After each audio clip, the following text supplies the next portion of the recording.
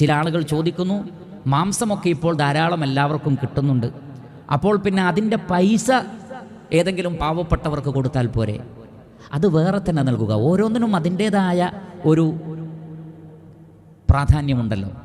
ഒരു ഉരുവിനെ അറക്കുക, അതിൻ്റെ മാംസം അതിൽ നിന്ന് കഴിക്കുക, അതിൽ നിന്ന് മറ്റുള്ളവർക്ക് കൊടുക്കുക, അതൊരടയാളമായി ആ ദിവസം ഉണ്ടാവുക എന്നതൊക്കെ വളരെ വലിയ കാര്യമാണ്.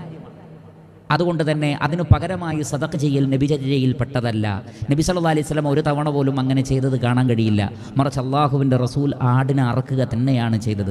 അതുകൊണ്ട് സദഖ നൽകാൻ നിങ്ങൾ ഉദ്ദേശിക്കുന്നുവെങ്കിൽ മറ്റു പണം ഉപയോഗിച്ച് സദഖ ചെയ്യൂ. ഈ ഒരു ഷിആർ അങ്ങനെ തന്നെ നിലനിൽക്കട്ടെ.